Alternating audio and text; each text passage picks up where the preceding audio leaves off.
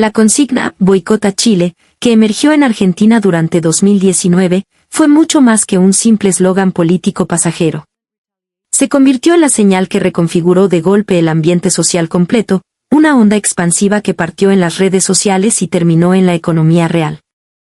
De un día para otro, en las góndolas de los supermercados, los vinos chilenos, antes omnipresentes, comenzaron a desaparecer o a ser relegados a estantes inferiores, casi ocultos. En los barrios comerciales, las tiendas que vendían productos de marcas chilenas, desde ropa autor hasta salmón ahumado, empezaron a mover su mercancía a lugares menos visibles, como si se avergonzaran de su origen. Las estadísticas no tardaron en reflejar el cambio. El boicot a los productos chilenos alcanzó, en su punto más álgido, cerca de un 70% de adhesión informal, y las campañas de marketing o las ofertas especiales relacionadas con Chile fueron canceladas una tras otra, en un silencio casi cómplice. Las publicaciones sobre viajes a Santiago, al desierto de Atacama o a la Patagonia chilena se desvanecieron de las agencias de viaje y de los muros de Instagram. En cuestión de semanas, se instaló la idea de que cualquier cosa relacionada con Chile era, de alguna manera, un riesgo. Sin embargo, en medio de esa atmósfera cargada, la reacción más contundente y silenciosa provino del otro lado de la cordillera. Fue una decisión simple, casi instintiva, que se propagó entre los chilenos: si no nos quieren, entonces no vamos. Así de sencillo. El flujo de turistas chilenos hacia Argentina, que en 2018 había alcanzado una cifra cercana al 1.950.000 visitantes, se desplomó al año siguiente a poco más de 1.290.000. Un éxodo de casi 700.000 personas que decidieron gastar su dinero y su tiempo en otro lugar. Este fenómeno de dejar de ser elegidos fue mucho más que un simple cambio de destino vacacional. Fue un golpe directo al corazón del comercio argentino que dependía de esos visitantes. Las ventas en los centros turísticos se resintieron de inmediato.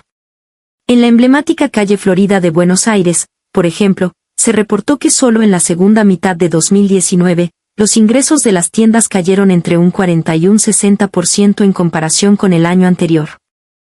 En el mercado de San Telmo, la disminución de compradores chilenos, famosos por su gusto por las antigüedades y los artículos de cuero, forzó a más de 100 locales a bajar sus persianas, algunos temporalmente, otros para siempre. Se dice que esas calles adoquinadas, que antes veían pasar a decenas de miles de personas al día, redujeron su afluencia a apenas unos pocos miles. La industria del turismo es, por naturaleza, el sector más sensible a la percepción de un país. ¿Somos bienvenidos? ¿Es un lugar seguro para caminar? ¿Qué tan atractiva es su oferta? Basta que uno de estos pilares se tambalee para que el viajero, con un mundo de opciones a su disposición, elija otro destino. Argentina se encontraba, precisamente, en ese punto de inflexión. El eco generado por el boicot a Chile tuvo un impacto mucho más profundo y duradero de lo que sus promotores habían imaginado. Y este cambio era solo el comienzo de una larga cadena de consecuencias.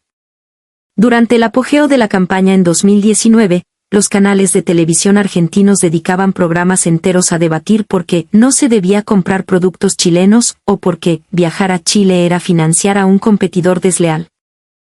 En las redes sociales, los argentinos que se atrevían a subir una foto disfrutando de un pisco sour en Santiago o planeando un viaje a Viña del Mar eran tildados de cipayos y traidores a la patria, recibiendo ataques coordinados.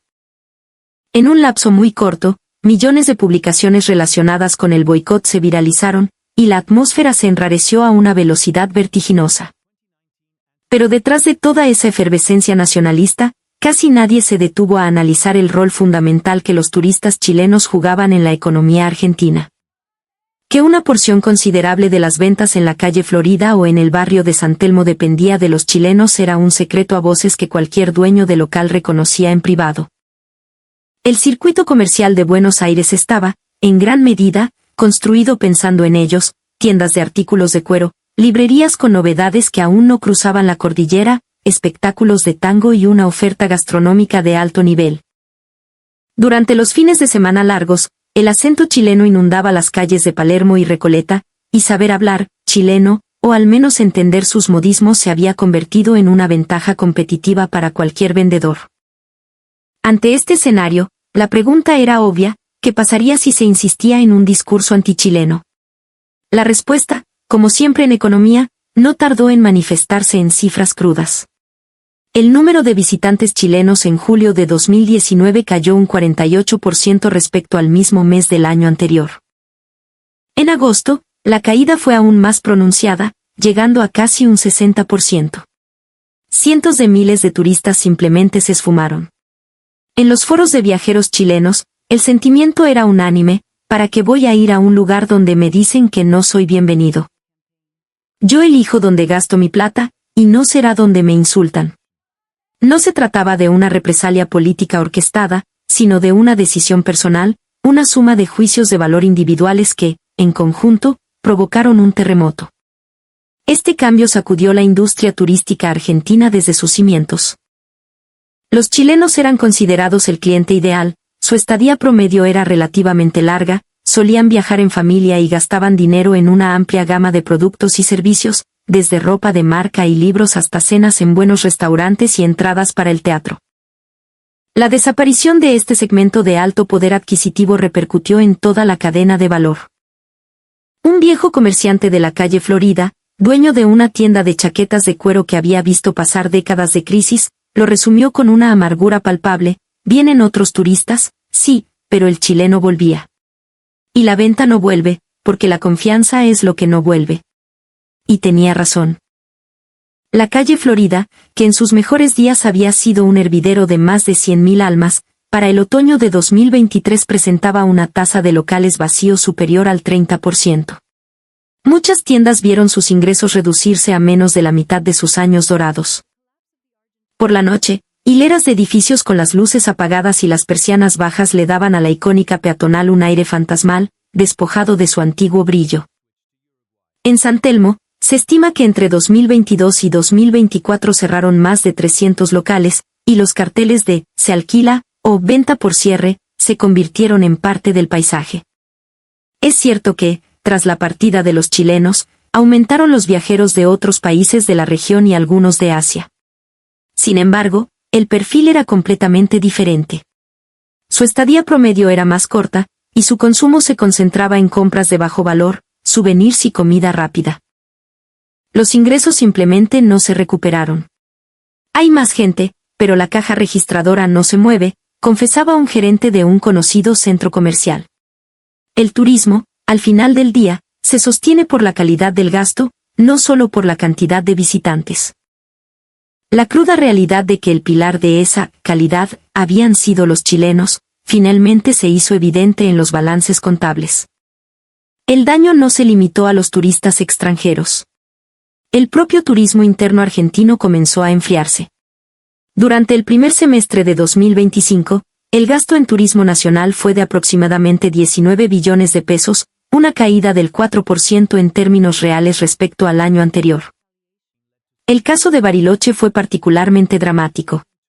En solo 2 años, la llegada de turistas argentinos a la ciudad patagónica se redujo en casi 2 millones de personas, una cifra catastrófica que sumió en una profunda crisis a hoteles, empresas de alquiler de autos y restaurantes.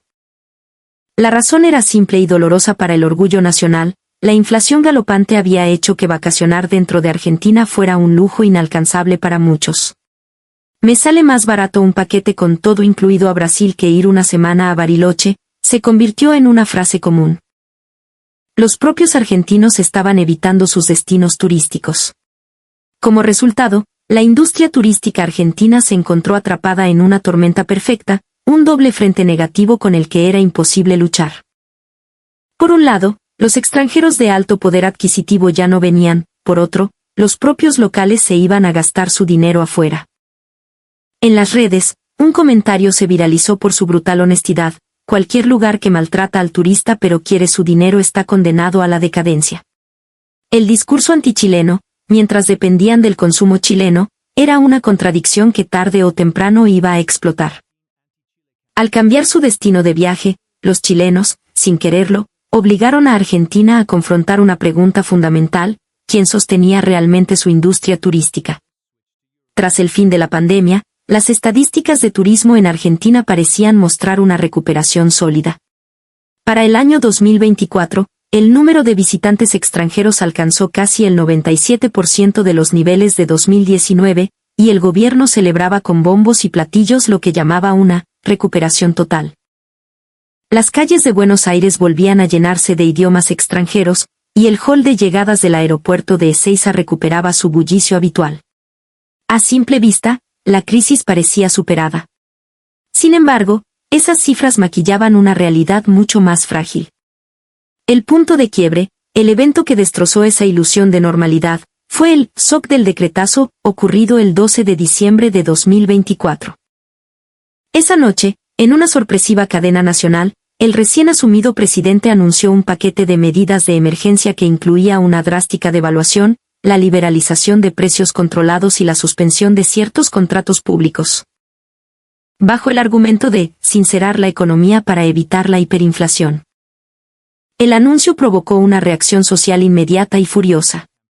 Miles de personas salieron a las calles en las principales ciudades del país, golpeando cacerolas en una protesta ensordecedora.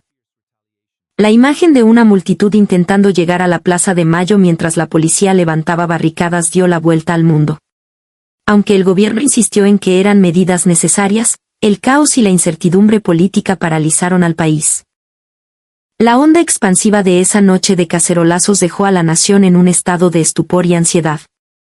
El impacto en el turismo fue instantáneo y devastador. A la mañana siguiente, los principales hoteles de Buenos Aires comenzaron a recibir una avalancha de cancelaciones. Las reservas de extranjeros en clínicas de estética y centros médicos, un nicho en auge, se redujeron a la mitad en menos de 48 horas. En el ámbito corporativo, la percepción de que celebrar conferencias y eventos internacionales, el llamado turismo MICE, en Argentina era demasiado riesgoso, se extendió como la pólvora. Varios congresos y ferias de gran envergadura, planificados con meses de antelación, fueron cancelados o pospuestos indefinidamente. Fue el momento exacto en que la inestabilidad política golpeó de frente a la industria. Un directivo de una cadena hotelera internacional lo describió sin rodeos: en 3 días, se nos cayó la planificación de ventas de los próximos 6 meses. El daño se propagó a una velocidad alarmante. Esta crisis expuso una debilidad estructural que Argentina arrastraba desde hacía tiempo. El gobierno, en su afán por mostrar resultados, había fijado la meta de duplicar la llegada de turistas extranjeros, pasando de 30 millones en 2019 a 60 millones para 2027. Un objetivo ambicioso, pero que ignoraba una verdad fundamental: la industria del turismo es extremadamente vulnerable a los shocks políticos. Un solo estallido de inestabilidad es suficiente para que hoteles, aerolíneas, clínicas y organizadores de eventos tengan que pisar el freno en seco. El valor de un destino turístico no se mide solo en números, sino en la confianza que proyecta, en la garantía de que es un lugar seguro y predecible para visitar. Argentina seguía persiguiendo cifras mientras sus cimientos temblaban, una contradicción que la dejaba en un estado de fragilidad permanente. Además, la reputación del país a nivel de calle también estaba cambiando. Las quejas sobre la inflación descontrolada que hacía los precios impredecibles, los recurrentes casos de estafas a turistas y la irregular calidad del servicio se compartían masivamente en blogs de viajes y redes sociales, frenando el crecimiento de la satisfacción de los visitantes. Aunque el número de turistas se recuperaba, los datos mostraban que la duración de su estadía y su gasto promedio estaban estancados o incluso en declive. La calidad de la experiencia turística se estaba deteriorando. Un analista extranjero lo resumió de manera contundente: la industria turística no depende de cuánta gente llega, sino de si es un país donde uno puede estar tranquilo. Nadie se queda mucho tiempo en un lugar con sobresaltos políticos. Y esa era exactamente la verdad. La recuperación que mostraban los números oficiales y la realidad que se vivía en el terreno estaban profundamente disociadas. Argentina se enfrentaba ahora a un desafío mucho más complejo: ya no bastaba con recuperar la cantidad, ahora debía reconstruir la calidad y, sobre todo, la confianza perdida. En el trasfondo del declive de la confianza en el turismo argentino, hubo un video que actuó como catalizador. Era la grabación de una cámara de seguridad de una tienda de artículos de cuero en el barrio de La Boca, que se viralizó a una velocidad impresionante. En las imágenes se veía a un vendedor atendiendo a una pareja de turistas. A la mujer, que hablaba en inglés con acento norteamericano, le ofrecía una cartera por el equivalente a $100. Inmediatamente después, se acercaba un hombre que preguntaba el precio en español con un claro acento chileno. El mismo vendedor, sin titubear, le decía que la misma cartera costaba $150. La descarada diferencia de precios, el llamado precio para turistas, llevado a un nuevo nivel de discriminación, desató una ola de indignación en Internet. Pero el golpe de gracia fue un video de investigación publicado por un conocido youtuber chileno, famoso por sus reportajes de viajes. Con una cámara oculta, recorrió varias tiendas y ferias artesanales en zonas turísticas de Buenos Aires, haciéndose pasar por un turista chileno desprevenido. En una de las escenas más impactantes, grabó a un vendedor de San Telmo confesándole a un colega, sin saber que lo estaban grabando, al chileno cóbrale un poco más. Tienen plata, y como no se quejan, ni se dan cuenta. Esa frase, cargada de cinismo, fue la gota que rebalsó el vaso. El audio se hizo viral y la sección de comentarios del vídeo se llenó de miles de mensajes de chilenos furiosos y decepcionados. El problema no se limitaba a las tiendas. En los puestos de comida de la costanera o en los restaurantes para turistas de Caminito, la práctica del precio doble era moneda corriente. En las redes sociales, llovían las denuncias de chilenos que habían pedido un choripán por un precio anunciado en una pizarra y, al momento de pagar, se les cobraba el doble.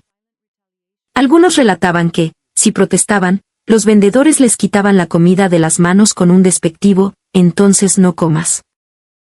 Otros contaban que, después de terminar su parrillada, se les añadían a la cuenta cargos absurdos como costo por uso de cubiertos o precio diferencial por foto, que no estaban indicados en ninguna parte.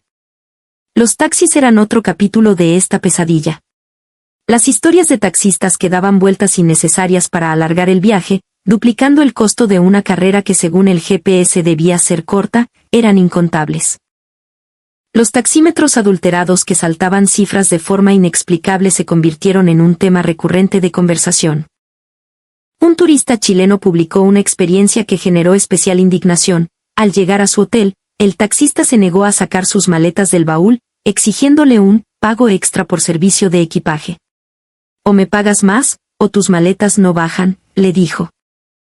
Este tipo de incidentes generó un sentimiento de inseguridad tal que entre los viajeros chilenos se popularizó la advertencia, en Buenos Aires, ten cuidado con los taxis. Los problemas con el alojamiento también contribuyeron a la decepción general. Abundaban las quejas sobre apartamentos alquilados por Internet cuyas fotos no tenían nada que ver con la realidad, habitaciones sucias, baños con el pelo de los huéspedes anteriores y, en algunos casos, hasta plagas de chinches. Las respuestas de los anfitriones solían ser evasivas o directamente hostiles. El edificio está lleno, no puedo cambiarte de habitación, era una respuesta común. Otros viajeros contaban la frustración de no poder comunicarse con nadie, ya que el personal no hablaba inglés y no mostraba el más mínimo interés en solucionar el problema. El estrés acumulado de estas pequeñas pero constantes decepciones minaba por completo la satisfacción del viaje. Para rematar, un escándalo de reseñas falsas en un popular sitio de recomendaciones turísticas argentino terminó de dinamitar la confianza. Una investigación periodística reveló que varios restaurantes y hoteles con altas calificaciones habían sido beneficiados por una red de reseñas pagadas. Se descubrió que cientos de comentarios de 5 estrellas provenían de la misma dirección IP, creando una fachada de excelencia para locales que en realidad ofrecían un servicio pésimo, comida de mala calidad o condiciones de higiene deplorables.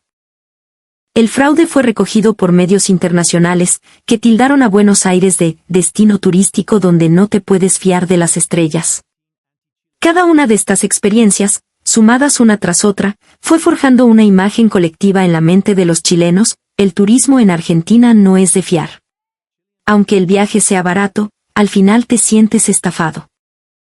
Esta percepción, que se extendió rápidamente, no solo provocó que menos chilenos viajaran, sino que muchos directamente eliminaran a Argentina de su lista de posibles destinos. Para una industria que vive de la confianza, perderla es fatal. Y la velocidad con que se pierde es infinitamente mayor a la que se necesita para recuperarla. Esa cruda realidad se estaba confirmando con cada testimonio y cada cifra negativa. Mientras Argentina se enredaba en sus propias crisis, un destino cercano comenzó a ganar un protagonismo inesperado entre los viajeros chilenos, Uruguay. En los últimos años, este país se ha consolidado como la alternativa preferida. En 2023, el número de turistas chilenos que visitaron Uruguay se recuperó a niveles prepandemia, y para 2024, el crecimiento continuó a un ritmo acelerado. En las estadísticas de las agencias de viajes chilenas, Montevideo y Punta del Este escalaron posiciones hasta ubicarse consistentemente en el top 3 de destinos regionales, atrayendo a un público diverso, desde jóvenes mochileros hasta familias y jubilados. La razón de este éxito radica, por encima de todo, en la sensación de tranquilidad y previsibilidad que ofrece. Uruguay proyecta una imagen de estabilidad política y social que contrasta fuertemente con la volatilidad de sus vecinos. En las calles de Montevideo, no es raro encontrar carteles amigables o personal en hoteles y restaurantes que se esfuerza por atender bien al visitante, sin importar su acento. Los precios, aunque no necesariamente bajos, son estables y transparentes, lo que permite a los turistas planificar su presupuesto sin temor a sorpresas desagradables. La gastronomía local, con sus famosas parrillas y el encanto del mercado del puerto, ofrece una experiencia de alta calidad a precios razonables. Desde el encanto histórico de Colonia del Sacramento, pasando por la vibrante Rambla de Montevideo, hasta las sofisticadas playas de Punta del Este, Uruguay ofrece una diversidad de atractivos de fácil acceso y, sobre todo, con un alto nivel de seguridad. La posibilidad de caminar tranquilamente por la noche, incluso con niños, se ha convertido en un factor decisivo para muchas familias chilenas.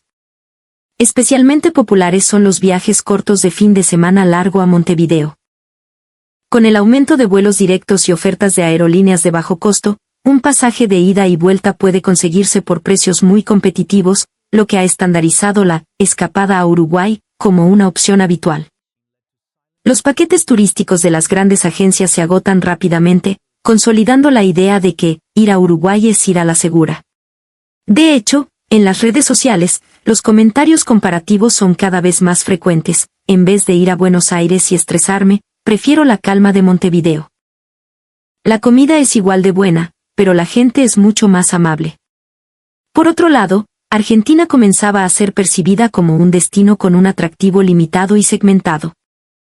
Si bien Buenos Aires seguía siendo un imán para los jóvenes interesados en su vida nocturna y cultural, le costaba atraer al segmento familiar o al turista de mayor edad, que busca principalmente seguridad y tranquilidad.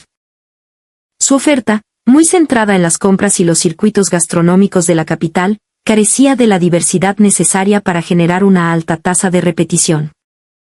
Para que un destino turístico fidelice a sus visitantes, necesita apelar a un espectro amplio de intereses, y Argentina parecía haber perdido esa capacidad. Los números reflejaban esta divergencia de manera elocuente. Mientras que el flujo de argentinos hacia Chile se mantenía estable en torno a los 700 u 800 mil visitantes anuales, el de chilenos hacia Argentina no lograba recuperar los casi 2 millones de sus mejores épocas.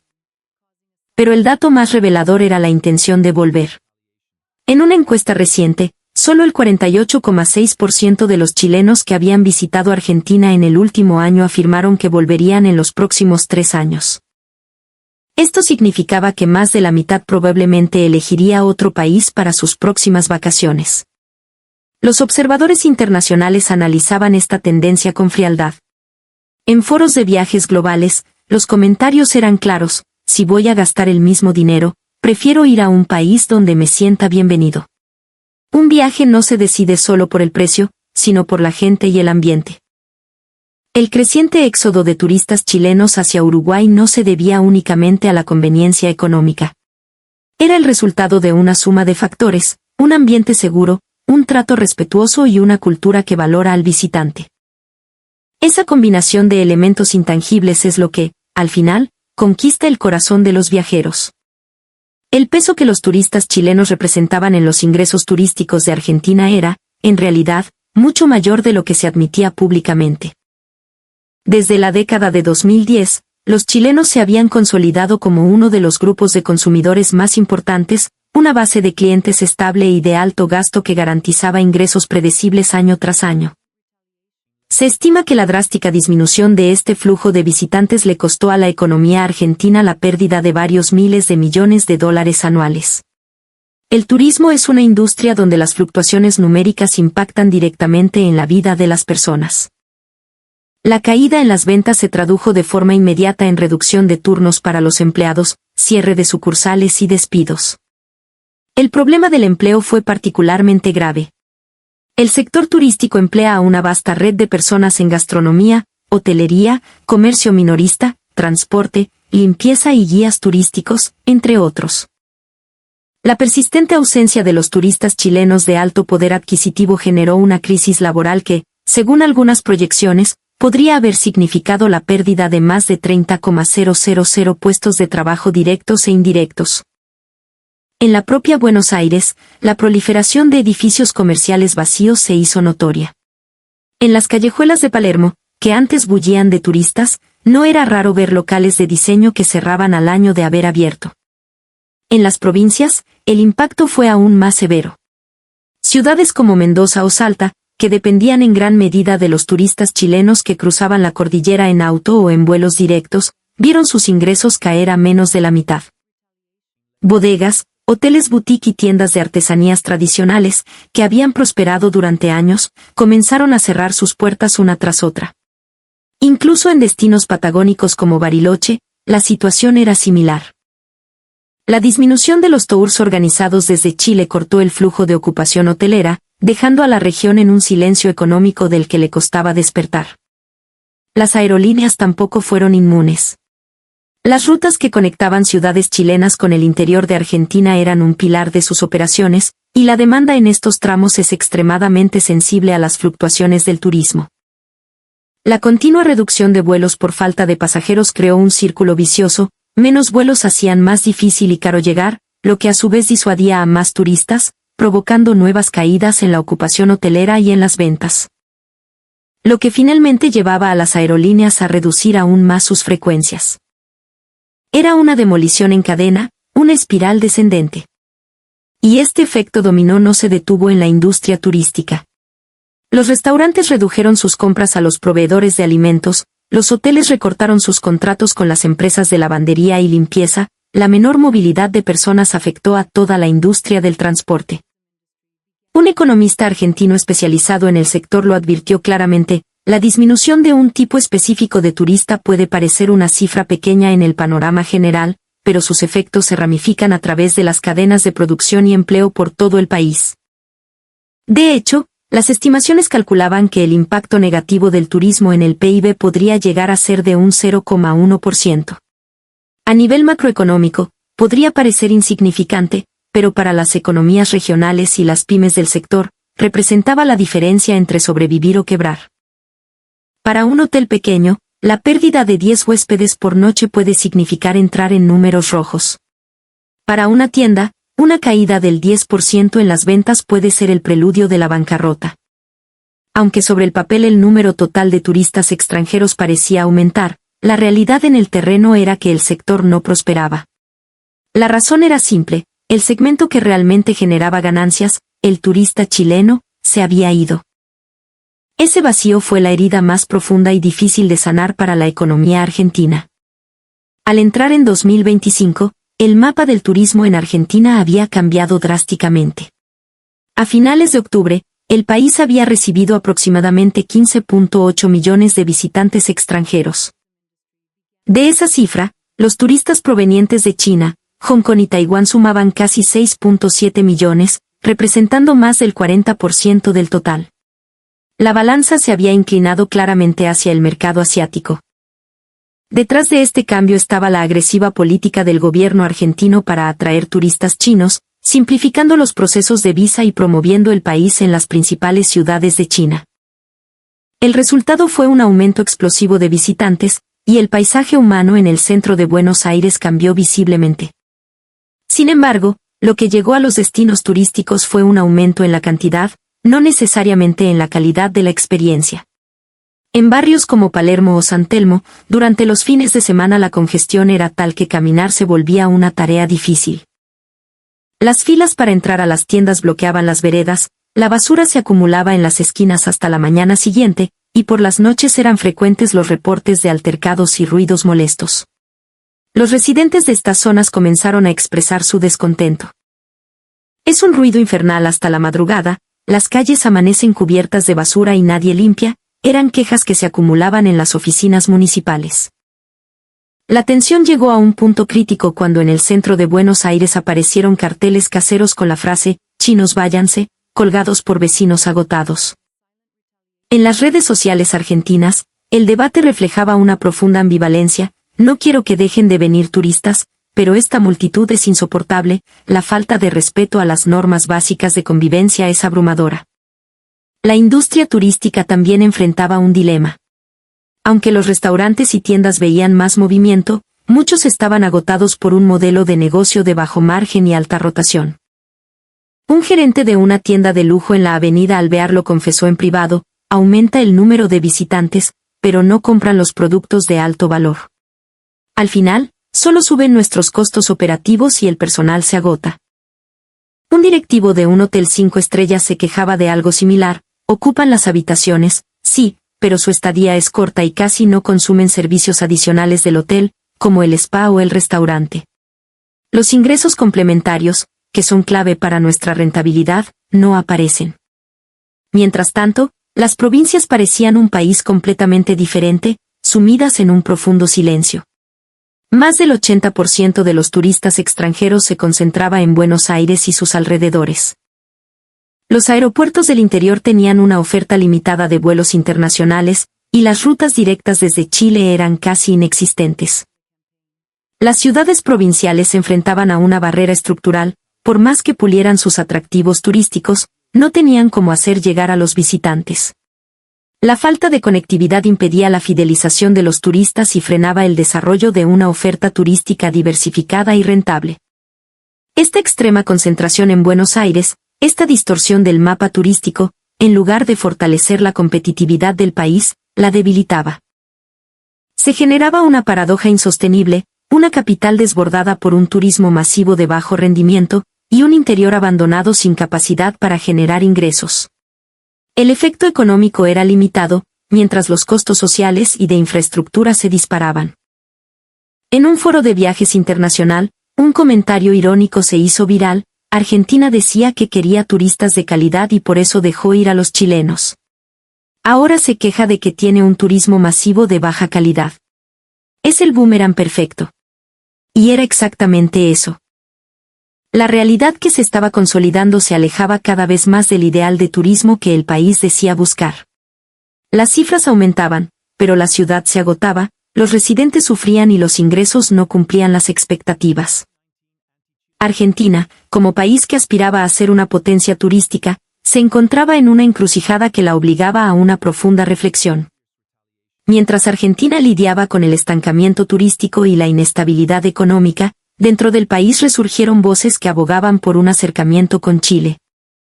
La reactivación del acuerdo de canje de divisas, swap, entre ambos bancos centrales, visto como un pilar de estabilidad financiera, se convirtió en un tema recurrente. Incluso funcionarios del gobierno argentino declararon estar dispuestos a considerar de manera positiva la cooperación con Chile. Sin embargo, la respuesta del gobierno chileno fue cortés pero inequívoca. La postura oficial hablaba de evaluar la situación con prudencia desde una perspectiva de seguridad integral, una expresión diplomática que, para los expertos, significaba un claro no por el momento. Chile, deliberadamente, mantenía una distancia cautelosa. Detrás de esta postura había un cambio profundo en la opinión pública chilena. En las redes sociales, los comentarios ya no eran una excepción, sino la norma: porque tenemos que ayudar con los impuestos de los chilenos a un país que durante años promovió un discurso en nuestra contra. Que se acerquen solo cuando tienen problemas no genera ninguna confianza. No se trataba de críticas puramente emocionales, sino de un razonamiento frío que se había vuelto mayoritario: para ofrecer ayuda se necesita, primero, confianza.